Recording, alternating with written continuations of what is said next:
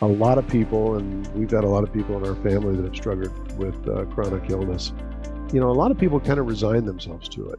And it's kind of sad to see that, and they just kind of blindly follow whatever whatever the doctor tells them to do and don't really take matters into their own hand. But I just heard you say you began to study it, right? And you really began to understand what was happening.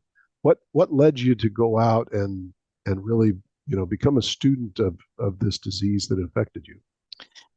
In the beginning, it was just very, very basic, kind of like, what is it?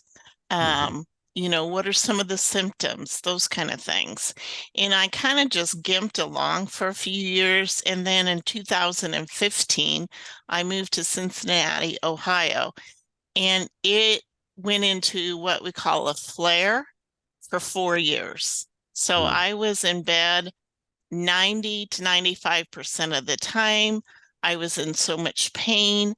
Um, I couldn't stand taking a shower, clothing touching me, setting up to eat. I just didn't have the energy. And so that's really when it hit me. I got to learn about this. What is it that changed from Nebraska to Ohio?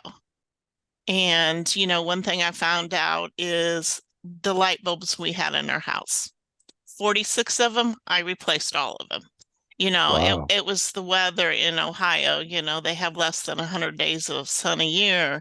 It's the high humidity, the storm patterns sitting there. I mean, it was just all of these things. And so I really started doing Google searches and reading everything I could. And then I ran across um, the International Fibromyalgia Coaching Institute, and I became a certified coach because I wanted to share with others who are going through the chronic illness that I have.